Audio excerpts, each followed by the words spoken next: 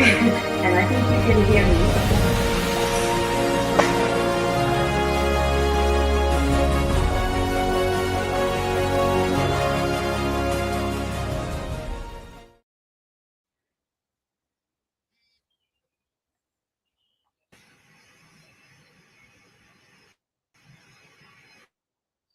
Hi, folks. Hi, Freda. Can you hear?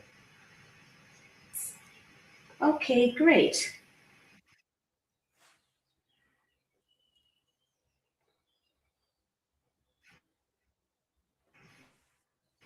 Hi, Stuart, and welcome to this.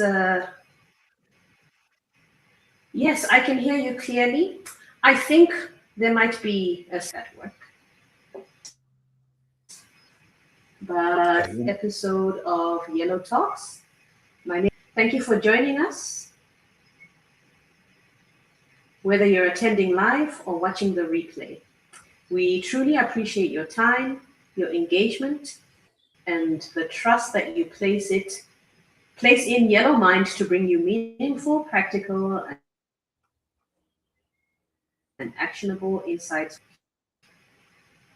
Okay, we're still good, but just before we dive right in, I'd like to give you out there an overview of what's coming over the. So I'm going to give a brief introduction and context setting. Then we'll dive into a 20-minute interview with Stuart, who's going to run through a 20-minute tool demo. And then we'll open up for.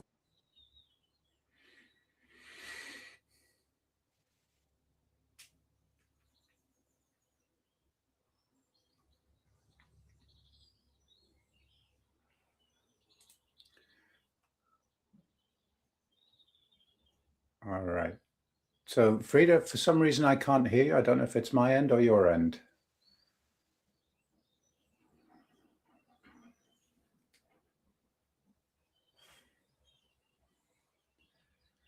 Is it just me? Folks, jump into the chat. Let me know if you can hear Freda. It may just be me.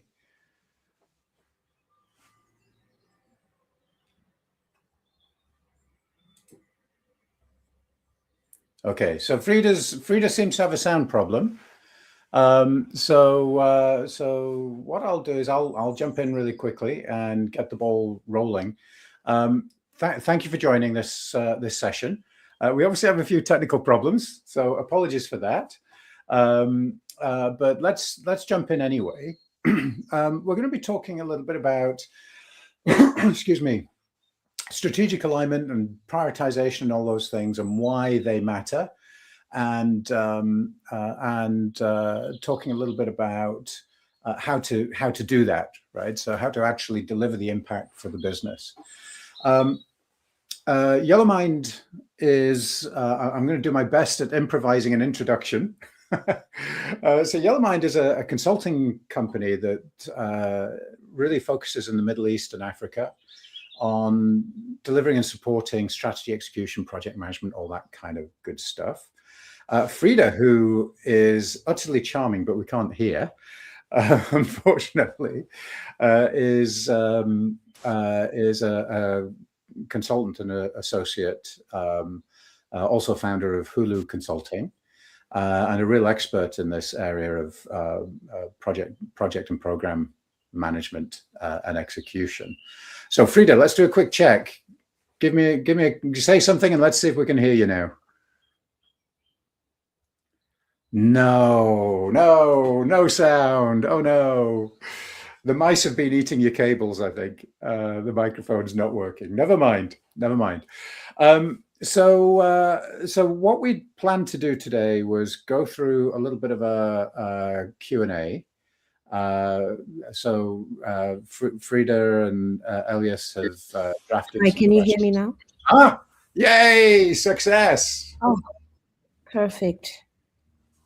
Thank you. Sorry about that. I had to disconnect everything, but it looks like we're back in action, and hopefully we are hearing each other live, because I Yes. think there might have been a delay earlier on. Okay, great. Perfect. I think we are good to go. Yeah, so I think, Stuart, thank you for making the introduction. Let's just dive in here. And let's start with a question that many leaders may ask, sometimes quietly in executive meetings. So we have a portfolio of initiatives, so why aren't we seeing the strategic impact we expected? Well, I think it starts with the fact that there's typically a gap, right? So the strategy process, right? The executives go off into a big room somewhere and they have a conversation about what are our goals? What are we going to do? What projects are going to help us get to our goals? And then they come back and they say to the delivery team, here you go, this is what we're doing. And they throw it over the wall. And there's no context and there's no matchup between what we want to deliver and what we've got the capability to deliver and the capacity to deliver. And as a result, what's possible to deliver isn't necessarily, in fact, isn't usually aligned with what the executives want to deliver and what the business wants you to deliver. And thrown on top of that, very often there's a lot of pressure to just deliver everything all at once, as fast as you possibly can, right? And when you do that, your people are overloaded. And when they're overloaded, they're unproductive. When they're overloaded, they make mistakes. When they're overloaded, projects get delayed and go over budget and often fail to deliver the business results at all. So at the end of the day, organizations fundamentally fail to execute their strategy because they haven't connected the steering wheel with the wheels, right? The driving wheels, with the wheels on the ground. And until they do, they will continue to fail. They will continue to miss their strategic goals. So the root cause of a lot of the failure is really just that inability to connect what our strategy is with our ability to execute it and the plan to execute it. I don't know. Does that make sense, Freda? Is that what you see? Yes, yeah, that makes a lot of sense.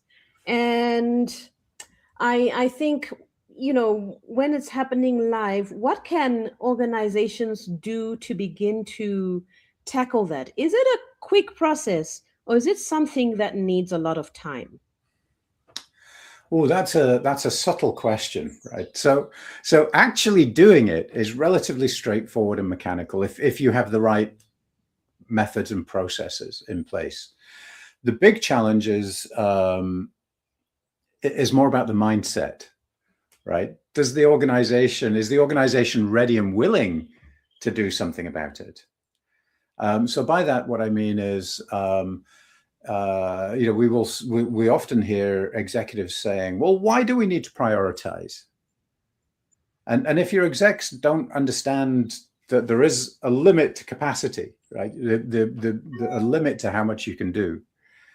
And that by choosing the things that add the most value and by not doing the things that add less value, you actually get more value, right?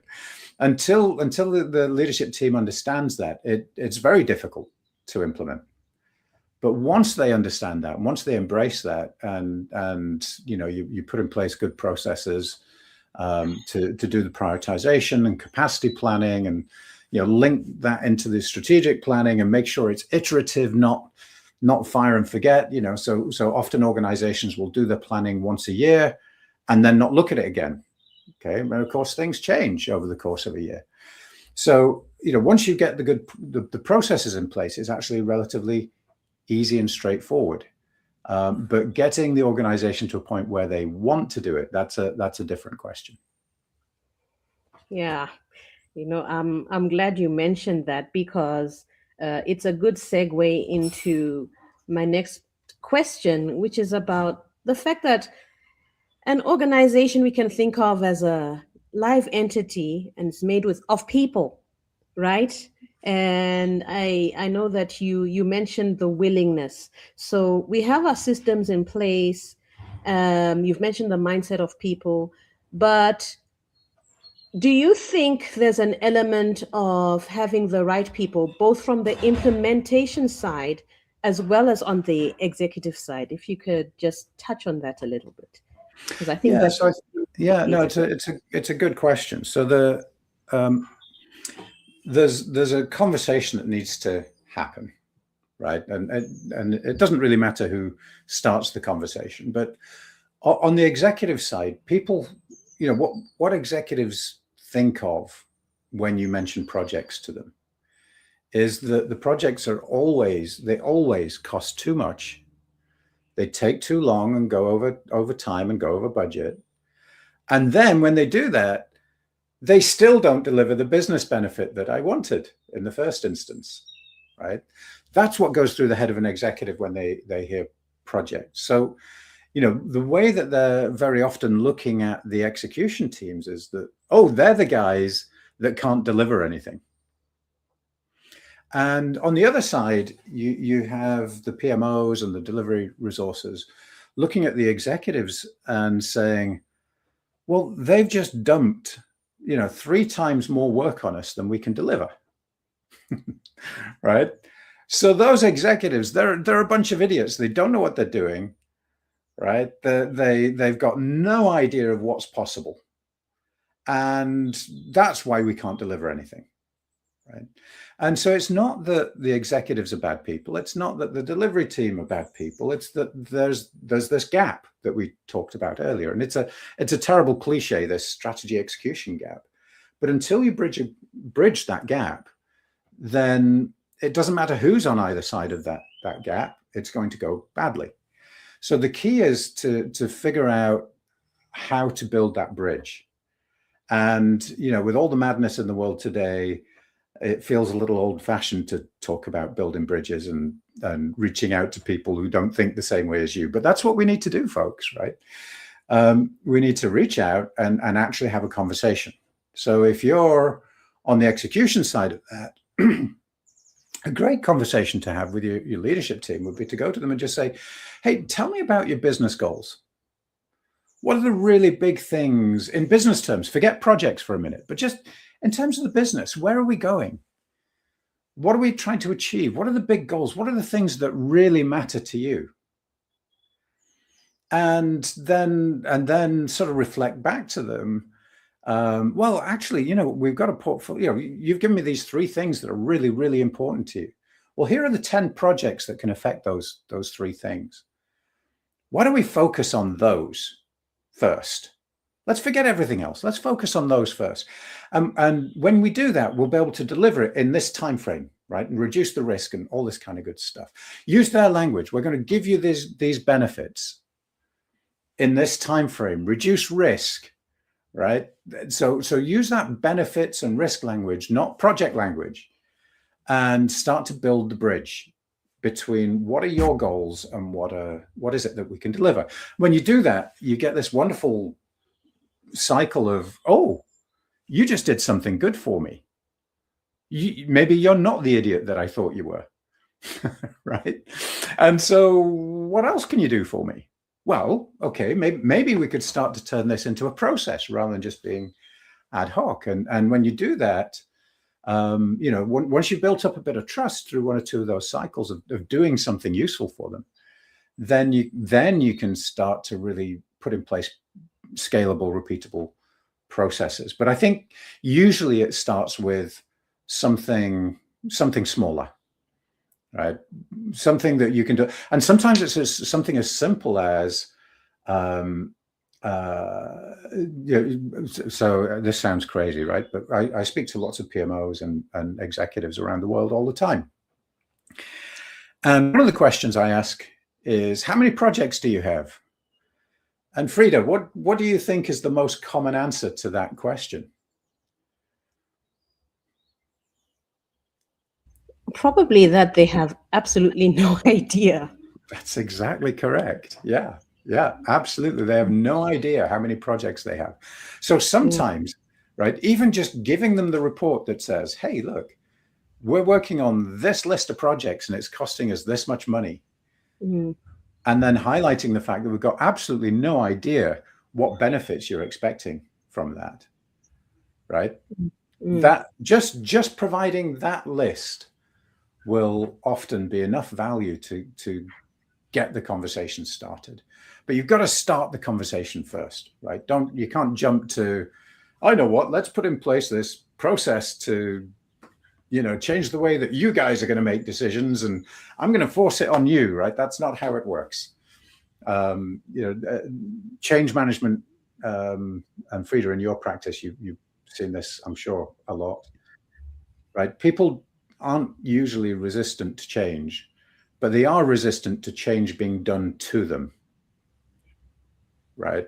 So it's not the change itself, it's how you deliver it. So taking those first few steps is probably a really good way to get the thing started. And working on this mindset of, it's not about projects. It's not about, I have lots of little ducks. Let me share some of my little ducks with you, but I have lots of these little ducks, right? And they're a fun way of talking about projects, right? Because your executives don't care about your duck. They don't care about, it's a little Minecraft duck. He's kind of cute, isn't he? But they don't care about your project. They don't care about your methodology. They don't care about agile or waterfall. They don't care about any of that stuff. Right? So they don't care if you have a boy duck or a girl duck. They just want eggs, right? They want the value from the project.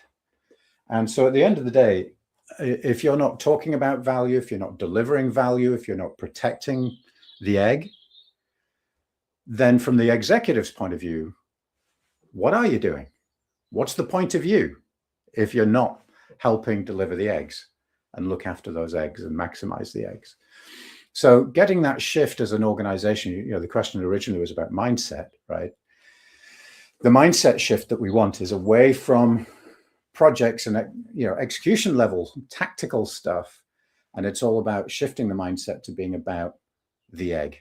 It's about the value, delivering that value and benefits. And in project land, we talk about benefits management, right?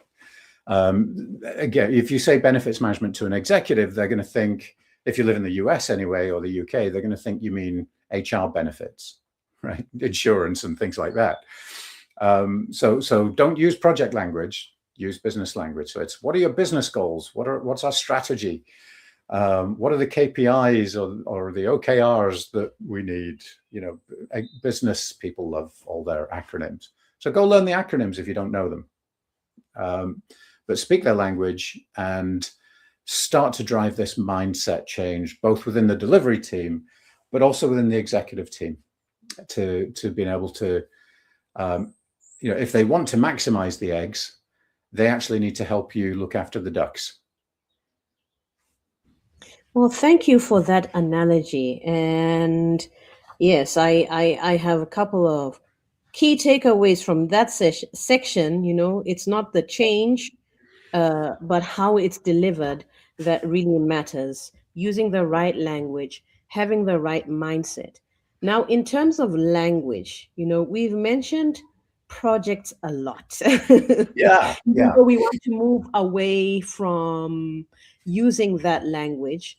And if we come back to thinking about the challenges that can arise in portfolio management,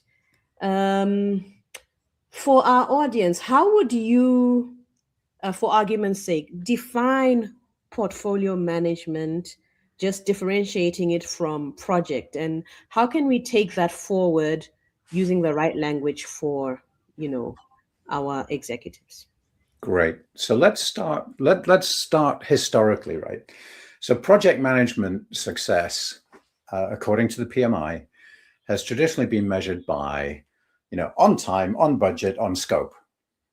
Okay. Finally, after years of people like me and Laura Barnard and Joe Puers and a bunch of others banging on the door at the PMI saying, no, guys, the business doesn't care about that. Those are all ducks. Okay, they care about the egg. So a year or so ago, the PMI changed the definition of what a successful project is to being a project that actually delivers value. They had some funny wording about how it's value that's worth more than the cost of the project and all that kind of good stuff. But I think that's implied, right? So the PMI's changed the definition to being about how a project delivers value. Portfolio management is how do we maximize the value from the whole portfolio. So that's a process of working out which projects maximize the value, deliver the most contribution to the goals of the organization. It's about working out what combination of those projects are deliverable, right? We have resource constraints. So what combination of those? So you might have one really big, important project, but if it consumes, if you've got one key resource, your system architect or something, right?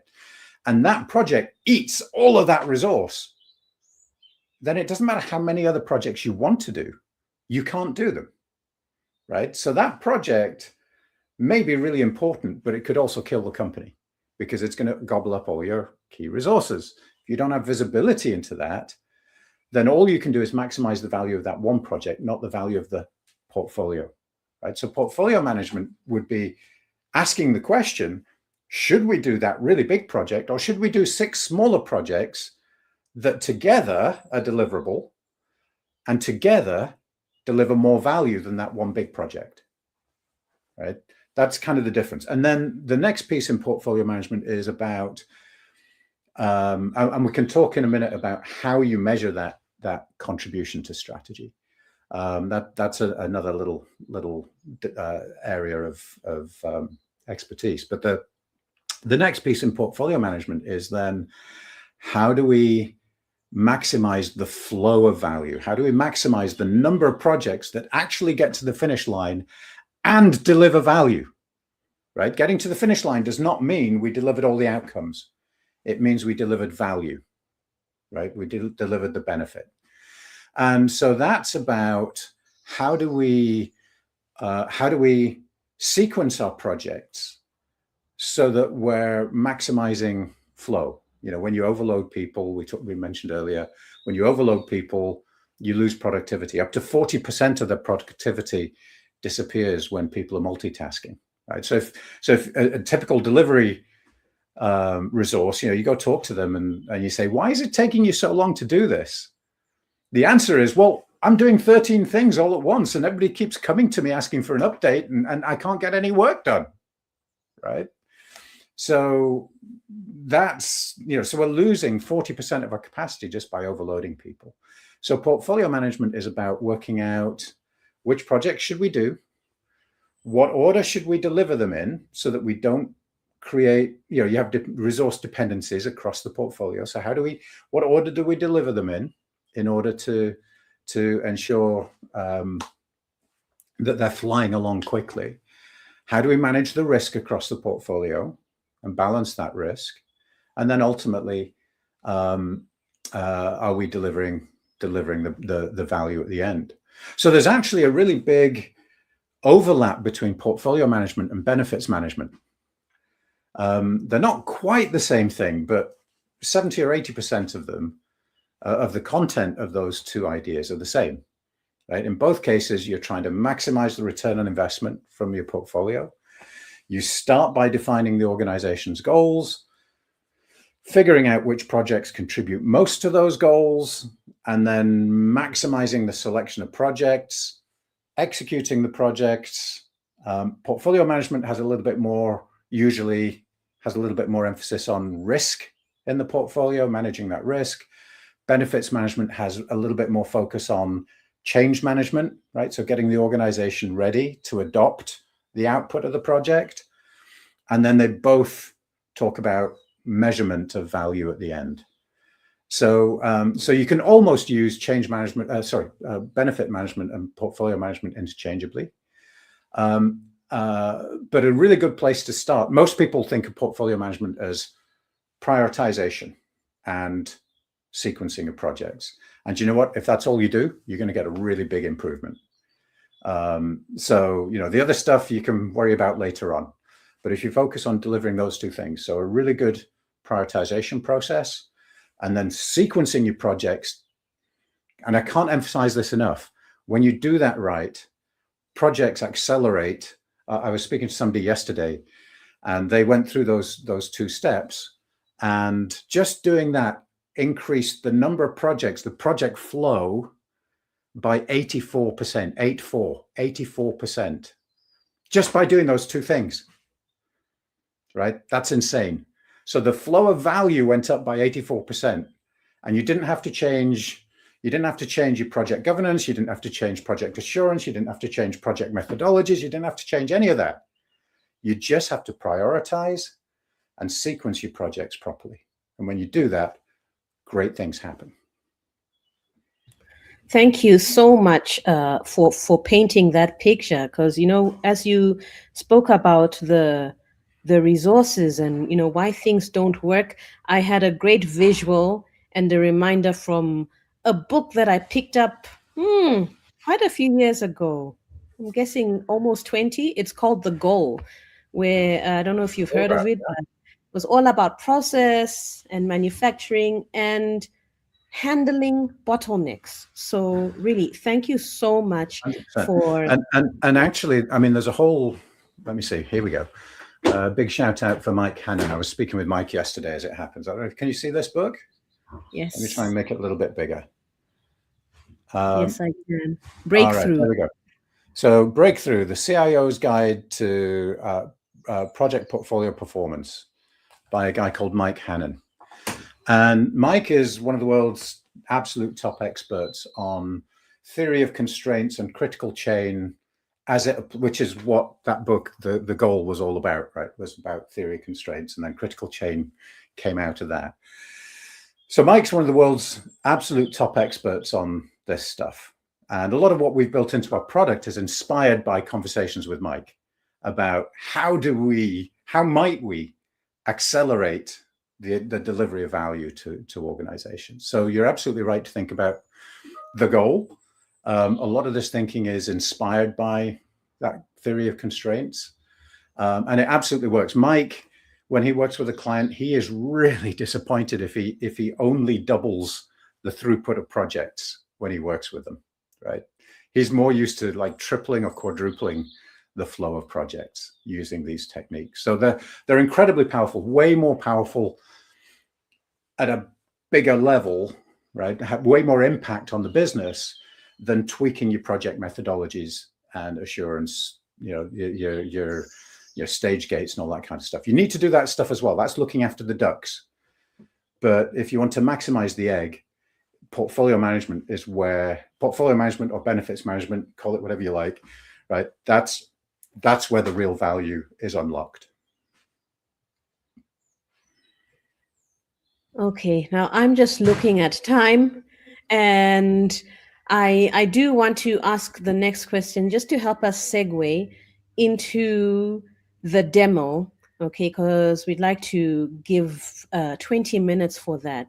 But how can organizations start solving portfolio challenges with transparent choice? So the key is and earlier on. Maybe in answering that, you could also touch on the future of portfolio management. Thank you. Yeah, that's an interesting question. So the future is that, well, let me put it this way. I was speaking or chatting with Laura Barnard yesterday. So Laura's one of the shining lights in and around PMO and strategy execution and all this kind of stuff. And we were joking because 5 years ago, there were a few of us, 10, 20, 30 of us that regularly talk about this topic, right? Of how do we execute our strategy? How do we bridge that gap? How do we do portfolio management? How do we accelerate project delivery? Whereas today, when you go on LinkedIn or wherever it is that you get your content, everyone in this space is talking about these topics, right? So that tells me something about the future. Not everybody's doing it. In fact, most organizations are not doing it well. So in terms of the future of portfolio management and future of PMOs and projects, it's increasingly about focusing on delivering business value, which is what portfolio management is, right? That it's the discipline of making sure you maximize the ROI. So how do we do that? And I think what's going to happen over the next 5 years or so is that most organizations are going to transition from sort of ad hoc, power-based, he who shouts loudest type processes into more rigorous ways of doing it. So, you know, and luckily the research, there is research into how to do this, decision science research. So the research is ahead of us a little bit. And there are really good methodologies, specifically something called AHP, Analytic Hierarchy Process, that really helps define, first of all, what we mean by what's our strategy, right? And then measure the contribution of that strategy for each project. So once you've done that, you can start to figure out, okay, well, what group of projects is going to maximize the value? So I think there's going to be a move from these ad hoc processes to much more structured processes, where people start to leverage the best practice rather than the herbal remedies that they've been using up to now. So things like, you know, so building a magic spreadsheet or using Moscow, or, you know, there's a handful of these. It's better than doing nothing, but it is far from being the best practice, right? It's far from being the best way to maximize value. So I think there'll be a trend towards people actually looking for evidence-based best practices and really working to integrate the prioritization and the capacity planning process. The point of prioritization is to align, you know, to help maximize the value, right? The alignment with the contribution to the business goals in selection, but it's also there to help you make resource allocation decisions so that you can accelerate that delivery, right? Accelerate the execution phase as well. So I think people are going to start to integrate, well, they already are starting to integrate those two processes more. Historically, you know, the prioritization thing was just something we did once a year, and the execution planning happened project by project. Increasingly with new technologies, it's getting easier and easier to actually integrate those two processes so that you can have iterative prioritization and iterative capacity planning, so that it keeps you at that high performance level, rather than, you know, we prioritized in January and now it's August and everything's gone wrong. What do we do? Well, I don't know. We prioritized in January, right? That doesn't help you in August. So I think the technology is going to make a big difference so that these processes can happen faster. So it can be iterative, whether you're doing it monthly or quarterly. You know, the closer to that, you know, the higher that cadence, the better from a delivery point of view. Although there's a cost to making it, you know, you wouldn't want to do it every day, because the cost of doing that in terms of the work and the uncertainty and change all the time would be too high, right? So usually, you know, you should be aiming for about a monthly or quarterly cadence. So those things come in, and, you know, I've mentioned technology a couple of times. You know, there are AI components to this. Oddly enough, I don't see the large language model, the ChatGPT type AI, necessarily playing a huge role. There are places where it can help, you know, building the business case and things like that, documenting the business case. But the hard problems here are either human problems. You know, prioritization is inherently subjective, right? Or they're hard optimization problems. By that I mean, there's a, you know, when you're trying to figure out which order can you do projects in, you know, if you've got 100 projects, well, 100 factorial, gosh, that's a big number. That's probably more atoms than there are in the universe, right? The possible ways that you could put them together. So there has to be a way to optimize that automatically. And, I think AI, AI is definitely already playing a role. We've spent a lot of time on building that. But again, it's not ChatGPT AI, it's optimization algorithms. People use AI to cover all kinds of things. So it's kind of optimization algorithms, I think, are beginning to come to market. We're one of the first, but I think that will increase over time. And then the final thing is just increasingly focusing on measuring value at the end. So, documenting the fact that we've done this project and it had an effect. It's not delivering the output. I've put in a new CRM system. Okay, who cares? What do you want? A gold star? Right? But are the call center agents, are they using it well? Are they driving more sales? Right? That's why we put in a new CRM system. So if we're not doing that, then your project failed. Even if you were on time, even if you were on budget, even if you were on scope, the project failed. Right? So I think it's holding the exec sponsor in particular, holding them accountable and making it transparent and closing that loop. Awesome. So, Stuart, are you able to show us a short demo of how the Transparent Choice tool works in practice, to help us turn strategy into real outcomes? Fabulous. Let's try and do that. Okay.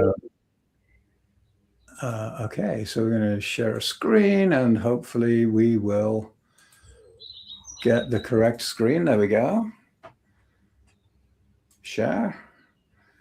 All right, so you should see some software now, hopefully. Yes, something's coming up. Yep.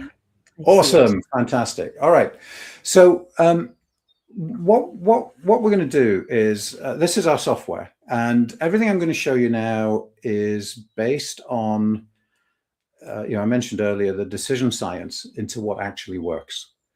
So there's a bunch of science research into this. So one paper, for example, looked at over 100 different methodologies for prioritizing projects and aligning them with the goals, and came to the conclusion that there were only 2 methodologies that are actually valid, that are actually suitable for use in a complex organization. And everyone on this webinar works for a complex organization. And those 2 methodologies are called DEA, Data Envelopment Analysis, and AHP, Analytic Hierarchy Process. Terrible names. DEA is actually quite difficult to implement, and I don't usually recommend it. AHP is quite straightforward, and that's the method that I would normally recommend people use. That's the one that as a result, we built that into the software. So I'm going to show you a little bit about what that looks like, and then how to use that to drive that resource and capacity planning that we talked about. So the process starts by capturing and defining your company's goals or your organization's goals. So these can be hard numbers like financial data. So this financial data is getting fed from various sources. Or it could be sort of softer things that we're just guessing, right? So our strategic goals are made up of, market leadership, improving customer experience, etc. And when you're doing a project, right, when someone proposes a project, we don't actually know for certain what contribution that project's going to make to these things, but we can estimate, right? We can guess, if you like.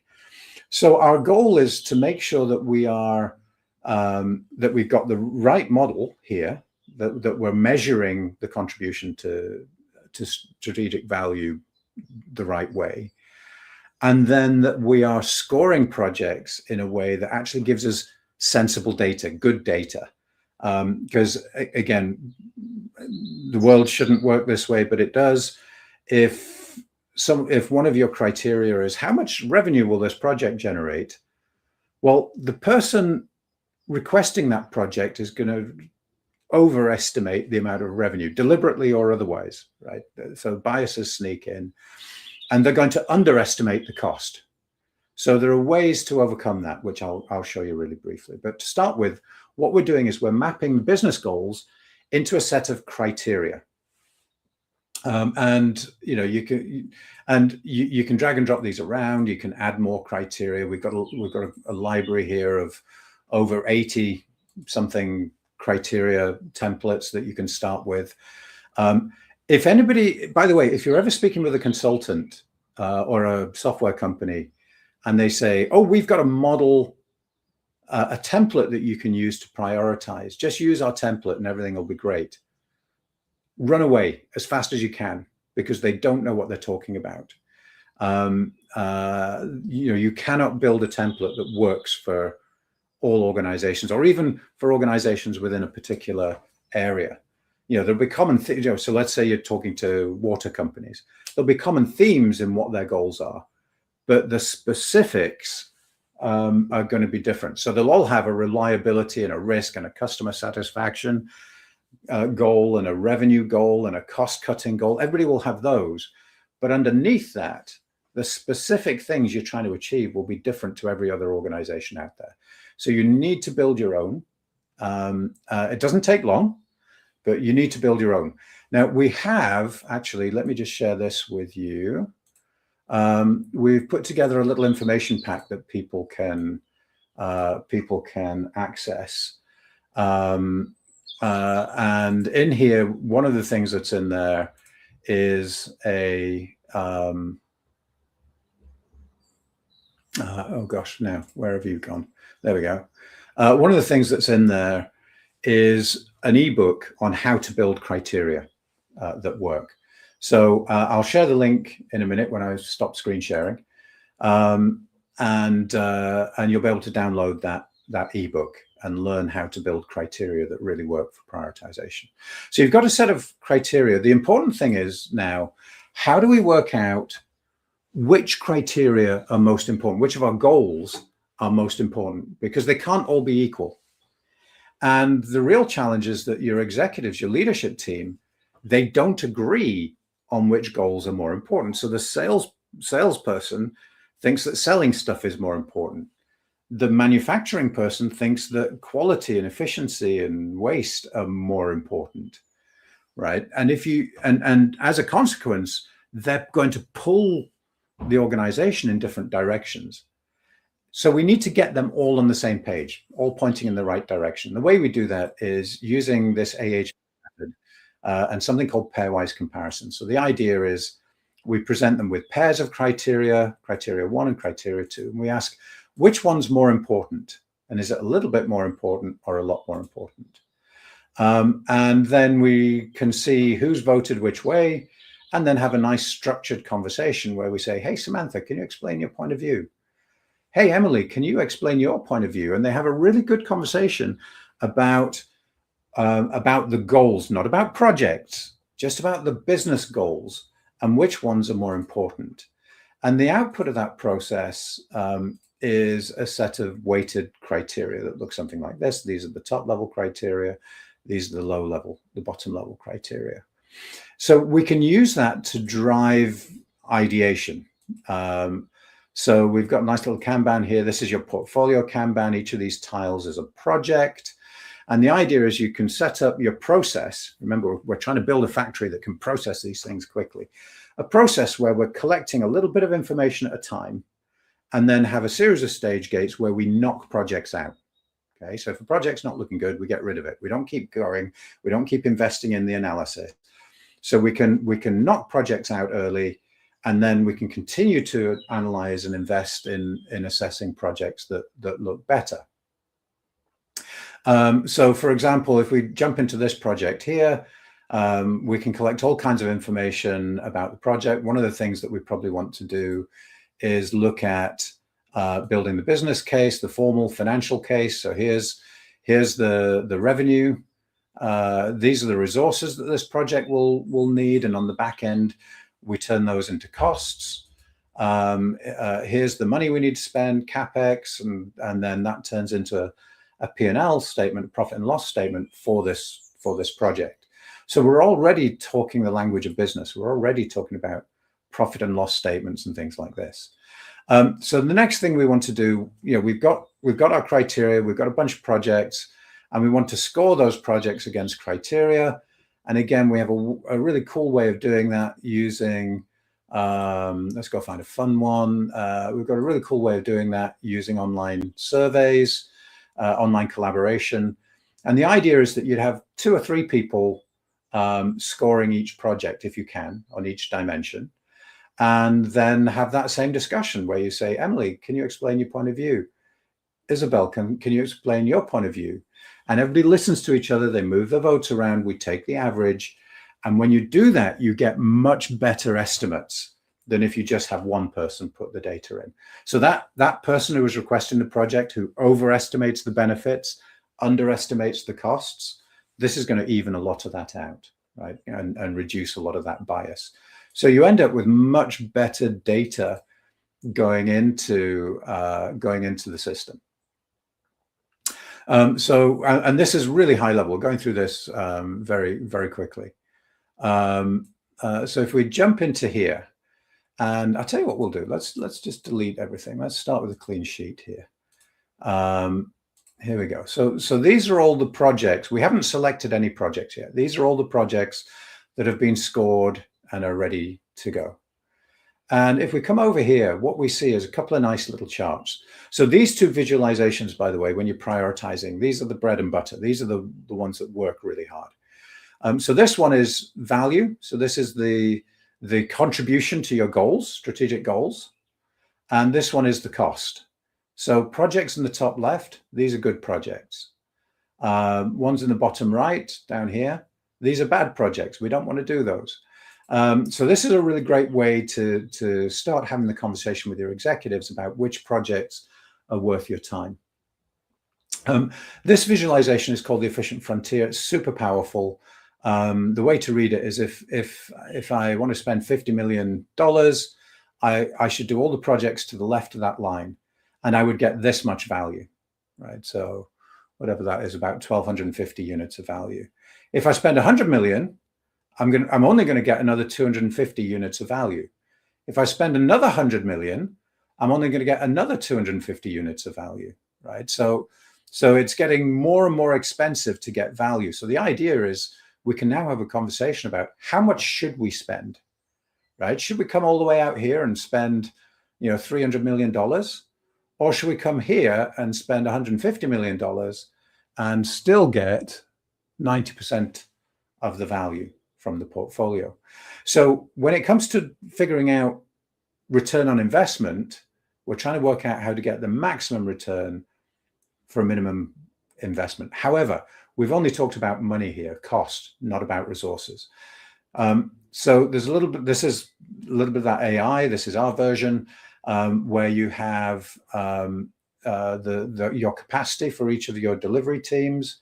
And when I optimize this, the software runs hundreds of scenarios sometimes thousands of scenarios to find the one that delivers maximum value. So it's this group of projects delivers the maximum value given the resources that you have.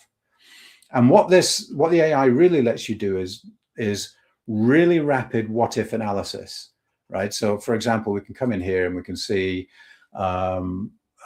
which resource. These resources are closest to being overwhelmed. So what would happen if we increase the size of that team by a couple of people? Well, just increase the size and press go again, right? And you can do that what if analysis really quickly. What if, one of your executives says, well, we just have to force this project in, right? We just have to do it. And this one, right? I know something you don't know. We just have to do it. We can re-optimize. And there you go. You can say, yes, we could do those projects, but it costs, to do that, we would lose $20 million of revenue. Would you like to do that? Right? So trying to do this in spreadsheets, just really, really difficult. Doing it with AI, you can do it in a couple of seconds. And then once you've done that, the next thing that we talked about wanting to do is sequence your projects so that your people aren't overloaded, and therefore you're delivering high value, high throughput, high flow of projects. And remember the example from yesterday where they managed to increase the flow of projects by 84%, right? That's a huge number. This is not a small effect. But to do that, you have to work out what sequence should I deliver my projects in so I don't overload my people. And that's a really slow and difficult process if you're trying to do it manually or in a PPM tool or something. So again, our AI, and often we hear that it'll take a day or two to come up with a good sequence. So there we go. We just ran 25,000 in about 2 seconds. We ran 25,000, nearly 26,000 scenarios, and we found 12,000 that fit, that worked. And here is the best one, right? So this is the sequence in which we should be delivering our projects if we want to maximize the flow of value to the organization. And it's trying to front load value and make sure we're not overloading our people. Now, it's great that it saves you a day or two of dragging and dropping and getting really frustrated trying to come up with this roadmap on your own, right? That's nice. But the reason this really matters is because things change, right? So, every week or two, if you, or every month or whatever your governance cadence is, if you're updating the projects or pulling the data in from your PPM tool, you can, and new projects will have gone in and people will have realized that, we thought this project was 3 months, it's actually 6 months. All those kind of things happen all the time. So instead of taking you 2 days to update every time, you just press the blue button again, and in 2 seconds, you're done. So it keeps your people on top of the hill. It keeps your people super productive and able to maximize the value that they're delivering to the organization.